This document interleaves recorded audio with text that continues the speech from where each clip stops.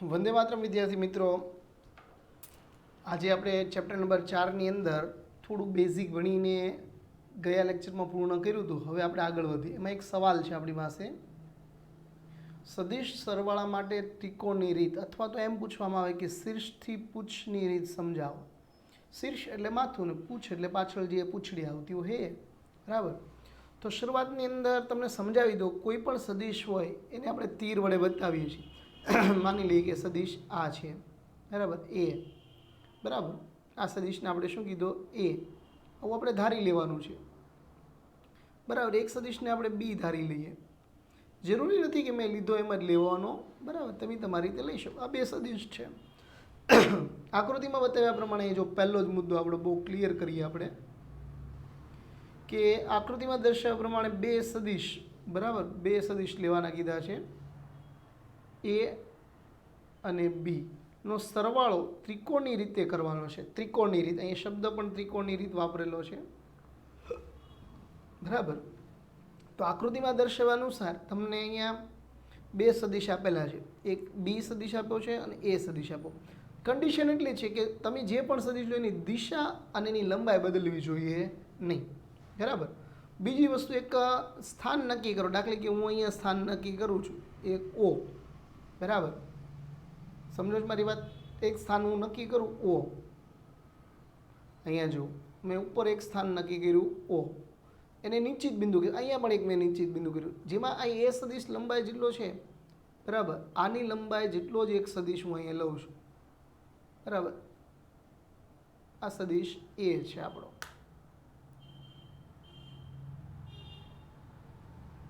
સમજો છો? આની લંબાઈ જેટલો જ હશે, એની એક સેમ લંબાઈ ડીશ, બરાબર. એટલે કે હું માની લઉં કે આ જે સદિશ છે હું અહીં લઈ લઉં આમ, બરાબર, ને આ નીચે સ્થાન છે.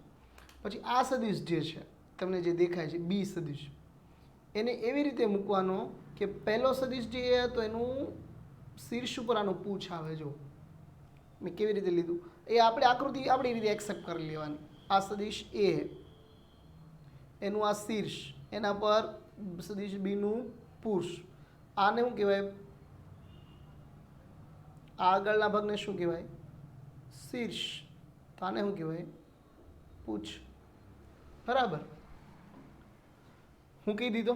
હવે શું થયું? તો અહીંયા જુઓ, અહીંયા પણ એ સદિશ મૂકેલો છે આ લાઈનમાં અને આ લાઈનમાં. બેને જોડો એટલે એનું રિઝલ્ટ મળશે. અને એ રિઝલ્ટ કેટલું થાય? આપણે આ જે જોડીએ એટલે બે શીર્ષ ભેગા થયા, બરાબર. આ જે બે શીર્ષ ભેગા થયા છે એટલે હું જો એમને એક સારો કલર આપી દઈએ આપણે, ગ્રીન, તો આ જે તમને જોવા મળ્યું એ તમારું રિઝલ્ટ આર બરાબર એ પ્લસ બી. આને કહેવાય સદિશનો સરવાળો. આટલી લંબાઈવાળું હોય, બરાબર. અહીંયા જે તમને આકૃતિમાં દર્શાવવું છે, તો તમે ઈચ્છા મુજબ ના લઈ શકો. કોઈ આમ લે, કોઈ આમ લે, પણ એની એક જ શરત કે એની લંબાઈ, એની દિશા બદલાવી જોઈએ નહીં. એવી રીતે પહેલું જે લ્યો એનું શીર્ષ લેવાનું, બીજું લ્યો એનું પૂછ લેવાનું, એટલે એનું શીર્ષ અહીંયા આવે. અહીંયા બે શીર્ષ ભેગા થાય એટલે એને શીર્ષની રીત પણ કહેવાય, બરાબર. જો આગળનો નિયમ, તો કે આકૃતિમાં પહેલું શું કરવું? એક નિશ્ચિત બિંદુ પસંદ કરવો. બીજો મુદ્દો, હવે સદિશ એને એવી રીતે દર્શાવો કે તેની લંબાઈ અને દિશા બદલાય નહીં. તેનું પુરુષ ઓ ઉપર આવે. એટલે આપણે એ આના ઉપર સદિશ એવી રીતે કરી એ મૂક્યો તો આમ, બરાબર, એ. બીજું, ફરીથી બીજો મુદ્દો, બીને એવી રીતે દર્શાવો. આ મુદ્દા કોમન છે, દર વખતે તમારે લખવાના થશે. જેની લંબાઈ અને દિશા ન બદલાય પણ એનું પુરુષ એના શીર્ષ ઉપર આવે. એટલે આપણે અહીં બીને આવી રીતે મૂક્યો તો. મારી આકૃતિ આ પેનથી જે થતી હોય એ પણ તમે સમજી શકો છો, બરાબર. એટલે અહીંયા આકૃતિમાં તમે જોવાનો પ્રયત્ન કરો તો મેં શું લીધું? એ સદિશને લીધો, ઉગમ બિંદુ ઉપર મૂક્યો અહીંથી, બરાબર. એટલે અહીંથી મેં એક સદિશ દોર્યો આમ, પછી એટલે એનું શીર્ષ અહીંયા એવું, સમજો છો ને વાત આખી, બરાબર. એટલે આ ટાઈપની ત્રિકોણ જેવી આકૃતિ બને એટલે આને ત્રિકોણની રીત પણ કહેવાય. અને શીર્ષ પુરુષની રીત એટલે કે બે શીર્ષ ભેગા થાય છે એટલે પણ એ શીર્ષ પુરુષની રીત કહેવાય, બરાબર. આગળ બે મુદ્દા કમ્પ્લીટ. પહેલો મુદ્દો શું કીધો ભાઈ મેં? કે લંબાઈ અને દિશા બદલવી જોઈએ. જો આનું મોઢું માનું કે ઊંધું હોત તો એ રીતે જ આવવું જોઈએ. લંબાઈ અને દિશા બદલાય નહીં, બરાબર. બીજું આગળનો પોઈન્ટ, હવે ઓ એને એના પુરુષ ઓ ઉપર અને બીનું શીર્ષને જોડો અને સદિશનું નામ આપો ઓ ક્યુ. રકમમાં જુઓ, એનું પૂછ ઓ ઉપર છે અને બીનું શીર્ષ જોડો. જો આનું પૂછ અને આ બીનો સદિશ એ બેને જોડો એટલે અહીં ગ્રીનથી મેં જોડ્યું છે, બરાબર. એને કહેવાય રિઝલ્ટ એટલે કે પરિણામ આર, બરાબર. અને એ બીનો સરવાળો થશે અને કેવો સરવાળો થશે તમે એ જોઈ શકો છો. આવી રીતે લખાય કે તમારો જે સદિશ આવ્યો O Q is equal to R is equal to A plus B. ઉપર આરની નિશાની ઉપર સદિશ આવવું જોઈએ, બરાબર. આપણે આગળ ભૂલી ગયા છીએ. અહીંયા પણ એક સદિશ હોવું જોઈએ, અહીંયા પણ છે. જો આગળ એટલે અહીંયા શું કહેવાય, મેઇન પોઈન્ટ, આ પોઈન્ટ મને લખેલો જોઈએ જ, બરાબર. જો આ પદ્ધતિમાં એક સદિશનું શીર્ષ પર બીજા સદિશનું પૂછ, આ સદિશ બીનું પૂછ આવ્યું અને એના શીર્ષ ઉપર, એટલે આને શીર્ષ પુરુષની રીત કહેવાય. અને બે સદિશોને જોડો અને એનો આકાર ત્રિકોણની 3 બાજુ જેવી રચના કરતો હોવાથી આને સદિશ સરવાળાની ત્રિકોણની રીત પણ કહેવાય. આના આધારે આપણે બે ગુણધર્મોનો સાબિત કરી છે, સમક્રમી અને જૂથના નિયમને અનુસરે છે. તમને ખબર છે એ પ્લસ બી હોય તો is equal to B plus A પણ ચાલે છે, બરાબર. અને જૂથનો નિયમ પણ આપણે ભણવાના જ છીએ આપણે આગળ. 3 સદિશ હોય ત્યારે કામ લાગે. તો આમાં તમને ક્લિયર ખબર પડી ગઈ છે. સદિશ કોઈ પણ દિશા ના આપે, જરૂરી નથી કે હું દર વખતે લઉં એ જ તમારે લેવા, તમે તમારી રીતે અલગથી લઈ શકો. હવે જો નવો સવાલ, બે સદિશોના સરવાળા માટે સમાંતર બાજુ ચતુષ્કોણની રીત સમજાવો અને ત્રિકોણને સમતુલ્ય છે એમ સમજાવો. તો આકૃતિમાં દર્શાવ્યા પ્રમાણે બે સદિશ લઈ લો, એક સદિશ એ અને એક સદિશ બીનો સરવાળો કરવાનો, બરાબર. તો આકૃતિમાં દર્શાવ્યા પ્રમાણે બે સદિશ લીધા છે. જો અહીંયા જે બે સદિશ લીધા એ કેવા લીધા છે, તો કે એ થી બી, બરાબર. આ ટાઈપના સદિશો છે. બીજો જે સદિશ લીધો છે એને જોઈન્ટ જ કરીએ આપણે. આ બે સદિશ કીધા. બે સદિશની વાત કરીએ તો એનું એક નિશ્ચિત બિંદુ નક્કી કરવું પડે, એટલે એ બી નિશ્ચિત બિંદુ નક્કી કર્યું, યાદ કરો. આ જે નિશ્ચિત બિંદુ નક્કી કરો એમાં બેની દિશા અને લંબાઈ ન બદલાય એ પ્રમાણે એને લઈ આવવાના અને એકબીજાને પર બેના પુશ થોડુંક આઘું રહી ગયું, કાંઈ વાંધો નહીં. આ રીતે એને જોઈન્ટ કરો, બરાબર, એક્ઝેક્ટલી, બરાબર. એટલે આપણો આ જે પોઈન્ટ હતો એ ઉગમ બિંદુઓ થઈ ગયું ઓ, એટલે એ રચના તમને અહીં દેખાય છે, બરાબર. આટલા જ મૂલ્યનો આ પણ હોય જો, અને આટલા મૂલ્યનો આ પણ હોય, એટલે અહીંથી એના ઉપર સદિશ દોરો પરિણામી, એટલે એક મોટું તીર દોરવાનું થાય આવી રીતે પરિણામી દોરીએ તો આમ, બરાબર. ક્લિયર? તો હવે એને આપણે વિગતવાર સમજીએ. પહેલું તો ધારણા કરવાની. ધારો કે આકૃતિમાં દર્શાવ્યા પ્રમાણે બે સદિશ આગળના સવાલમાં મેં મારી ઈચ્છા મુજબ લીધા હતા, પણ એવા આ જ રીતે લેવાના એટલે આપણે ભૂલાય નહીં. બીજો પોઈન્ટ આપણો, આકૃતિમાં દર્શાવ્યા મુજબ નિશ્ચિત બિંદુ ઓને પસંદ કરો. એટલે આ નિશ્ચિત બિંદુ ઓ પસંદ થઈ ગયું, નિશ્ચિત બિંદુ ઓ. હવે એને બીને એવી રીતે દર્શાવો કે એની લંબાઈની દિશા ન બદલે. જો આ મુદ્દો પાછો એનો આવ્યો, એ અને બી, તો એ બીની દિશા ઉપર હોય તો બીની દિશા ઉપર હોય, એની દિશા આમ હશે તો આમ જ છે. જો દિશામાં કોઈ ચેન્જ, લંબાઈમાં પણ નહીં, એટલે લંબાઈ અને દિશા બદલાય નહીં. તેમ પૂછ ઓ બિંદુ પર ભેગા કરો, એટલે બેના પૂછ ભેગા કરી દીધા. અહીંયા જો આકૃતિમાં દેખાય છે, આમ હું એ ટકડું કરવું. ઓકે. હવે જો એને બી પાસેની બાજુ એટલે સમાંતર બાજુ ચતુષ્કોણ દોરવો હોય તો આપણે ખબર છે ઓ પી ક્યુ એસ વિચારવો પડે. તો ઓમાંથી પસાર થતો વિકર્ણ ઓ એસ દોરો, ઓમાંથી પસાર થતો ઓ એસ વિકર્ણ દોરો, જો, બરાબર. સદિશ ઓ એસ એ અને બીના પરિણામી સદિશ કહેવાય.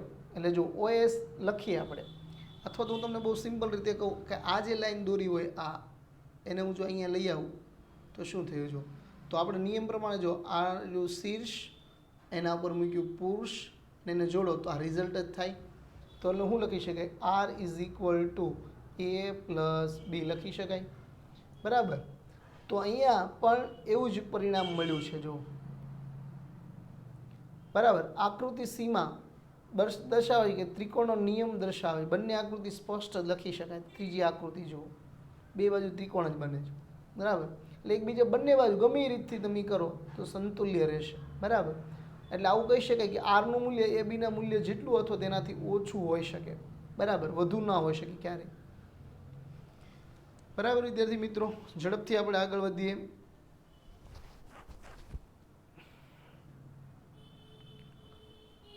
સરવાળા માટે ક્રમનો એટલે કે સમક્રમી, એમાં માટે પહેલાં આપણે આપણી ઈચ્છા મુજબના બે સદીશો ધારી લો. સવાલ ઉપર ધ્યાન આપજો પરમ મિત્રો. સદીશોનો સરવાળા માટે ક્રમનો નિયમ, થોડું શાંતિથી વાંચતા જજો મારી હારવાર, ટેક્સ્ટ બુક સાથે રાખજો, બહુ વિચારવાની જરૂર નથી. તીર એટલે સદીશ, બરાબર, બે સદીશો લીધા એ અને બી. જેમ એના દાખલા લેશું એટલે તમને સમજાશે. સદીશોનો સરવાળો કરવો હોય તો બે રીત છે, બરાબર. પહેલી રીત લઈએ આપણે, બરાબર, બે રીત છે એમાં પહેલી રીત લઈએ છીએ. પ્રથમ કોઈ એક નિશ્ચિત બિંદુ લો. આ સદીશ મેં મારી રીતે આપ્યા છે, બરાબર. હવે સપોઝ કે તમને તમારી રીતે આ રીતે આ દિશામાં આપ્યા છે, બરાબર, આ લંબાઈના આપે. બીજો કોઈ સદીશ આ રીતે આપી દે. આપણે આપણી યારી કામ કરો. આ મેં લીધા હોય તો મારી પ્રમાણે આકૃતિ બને, તમે તમારા પ્રમાણે. તો આપણે ટેક્સ્ટ બુક પ્રમાણે આકૃતિ લેવા જાવ તો શું છે, તો કે ઓપી આ રહ્યો સદીશ આપણો ઓપી, બરાબર. સમજો છો મારી વાત નાખી? આ જે સદીશ છે ઓપી, બરાબર, ઓપી.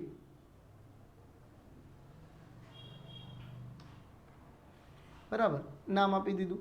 તો પહેલો સદીશ હોય એનું શીર્ષ ઉપર બીજા સદીશનું પુરુષ મૂકવાનું. તો જો આ શીર્ષ અને આ બીજા સદીશનું પુરુષ, બરાબર. હવે બંને જે વધ્યા બંને સદીશના મોઢા ખુલ્લા છે, એકનું પૂછ અને એકનું શીર્ષ ભેગું કરું એટલે એને પરિણામી કહેવાય, બરાબર. ક્લિયર વાત થઈ? એટલે કહેવાય એ સદીશ એના પૂછ પર બીનું શીર્ષ મૂકવાનું છે, બરાબર. આવી રીતે વાત કહી શકાય. લખવું હોય તો આપણે લખવાના જ છે મુદ્દા. ક્લિયર થઈ ગયું? હવે જો એના મુદ્દા જોઈ લઈએ, પછી બીજી આકૃતિમાં જઈએ આપણે. તો પહેલી, એના પુરુષ પર બીનું શીર્ષ રાખી અને મૂલ્ય મળે એ દિશાને સદીશ PQ કીધું, જેને બી સદીશ વડે બતાવ્યું. જો PQ એટલે એને બી વડે કીધું. એના શીર્ષ પર બીનું પૂછ. બીજો પોઈન્ટ, એના શીર્ષ અને બીનું પૂછ ને જોડો એટલે શું બનશે? OQ. જો આ OQ બન્યું, જેને R કહેવાય. મૂકો એટલે આપણી પાસે પાછી ફોર્મ્યુલા આવી ગઈ. એટલે અગાઉના જ મુદ્દા છે બધા, જેને સરવાળો કહે. હવે બીજી રીત લઈએ આપણે, બરાબર. બીજો પોઈન્ટ, બીજી રીતમાં આપણે C અને D ની આકૃતિનો ઉપયોગ કરશું. હવે નિશ્ચિત બિંદુ Q બીના મૂલ્યની દિશા લઈએ, એટલે મતલબ કે પહેલાં જે હતું ને એમાં બીને ઉમેર્યો હતો, એમાં બીને ઉમેરતા એવું કહેવાય. હવે આમાં લખીએ તો આપણે શું કહીએ? બીમાં એને ઉમેરતા સરવાળો કરતા હોય. કેમ? 3+2 અથવા તો એમ કે 2+3. તો આ તમારો સદીશ એ હોય તો આ તમારો બી હોય, તો આ બી હોય તો આ એ હોય, બરાબર, નિયમ અનુસાર. તો અહીંયા જુઓ, એટલે એ લખ્યું છે બીના પૂછ ઉપર એનું શીર્ષ મૂક્યો એટલે એસ પી દોરો. જો અહીંયા જુઓ દોર્યું. આ બી સદીશ છે, મેન સદીશ એનો એ જ બેઠો અહીંયા લેવા. બીનું શીર્ષ અહીંયા આવ્યું, એના પર એનું પૂછ મૂકવાનું, બરાબર. આમ જોડો તો અહીંયા પાછું ભેગું થયું. તો આ બે ત્રિકોણ સી અને બી બે કેવા થશે? સમરૂપ જ થાય. જો આ વચ્ચેનો જે જવાબ છે એ સરખો જ આવે, બરાબર. એટલે એને સમક્રમીના નિયમનું પાલન કર્યું કહેવાય. બસ આટલું શીખવાનું. એટલે અહીંયા જવાબ શું આવશે? આ બેને જવાબને ચેક કરી શકો છો તમે, જુઓ, બરાબર. એટલે સમક્રમના નિયમની સાબુતી આપી આપણે, બરાબર.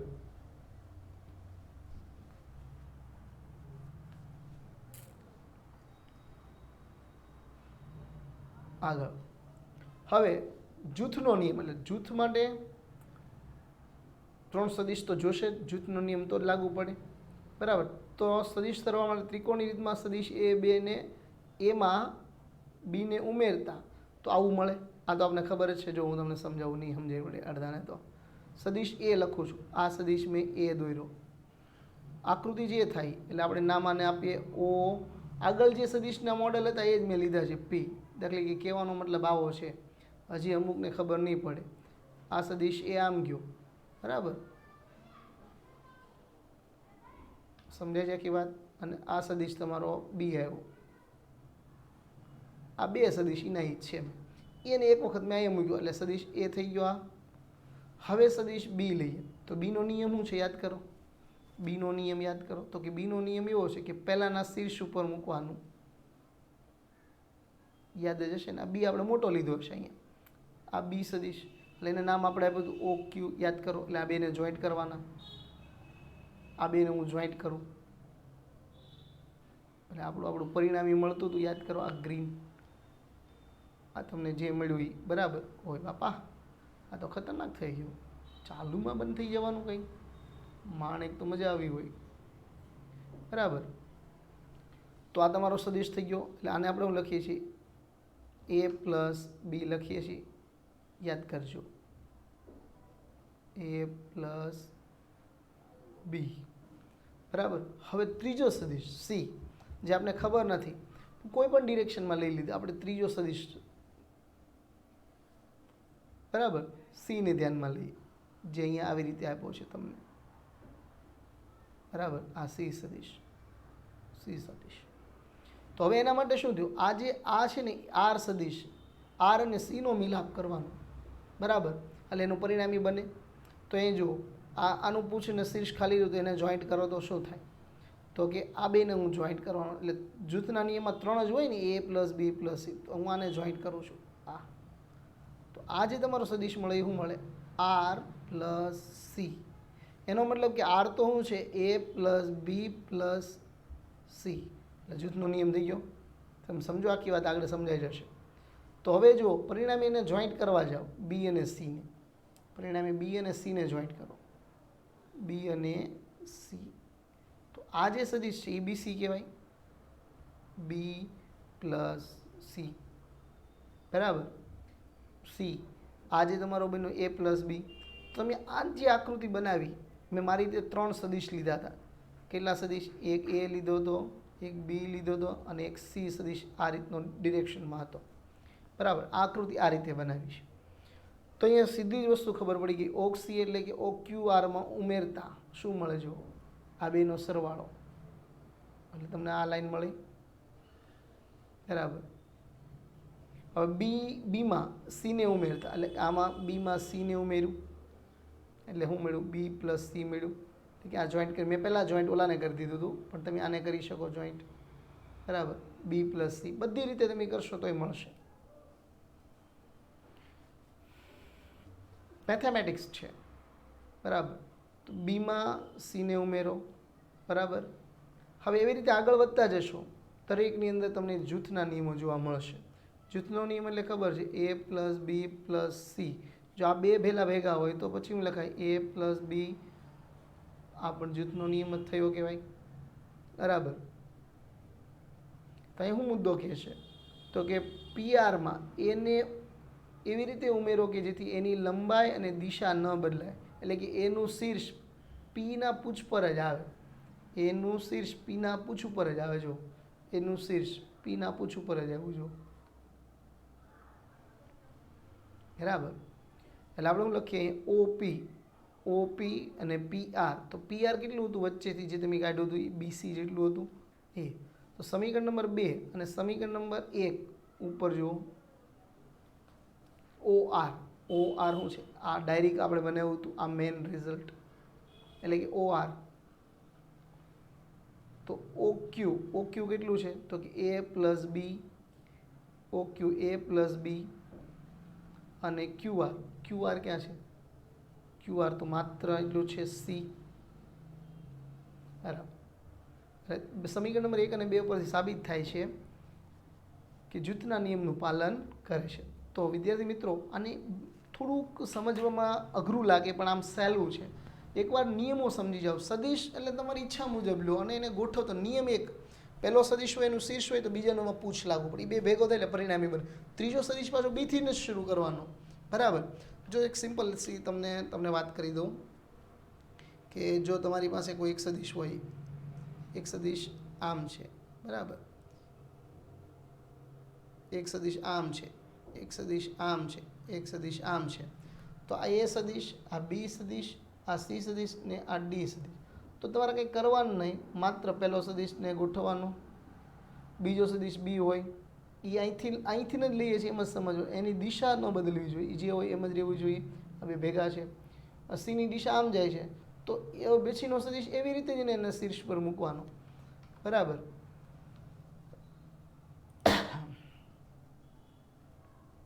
જો સીની દિશામાં જ ગોઠવો.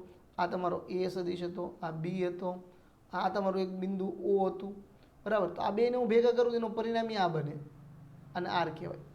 તો આને આપણે એ પ્લસ લખીએ છીએ. પણ હવે આ બેને હું ભેગા કરું, આ બી અને સી સદિશને, તો એનો સદિશ આ હોય બી પ્લસ સી. આર હતો એ પ્લસ બી હતો. હવે માનો કે ડીને હું અહીંથી લઉં આમ, તો એ નીચે તરફ હતો, તો એ આ બેને ભેગો કરું તો એ હું બનશે સી પ્લસ ડી, બરાબર. આ રીતે બહુકોણીય પણ હોઈ શકે. ક્લિયર? તો એકવાર શાંતિથી આકૃતિ જોજો, દોરજો, એટલે તમને સમજાશે. થેન્ક યુ વિદ્યાર્થી મિત્રો, જય હિન્દ. હજી પણ આની બહુ પ્રેક્ટિસ કરશું આપણે, આરામથી બધા મુદ્દાઓ ખબર પડી જશે, બરાબર.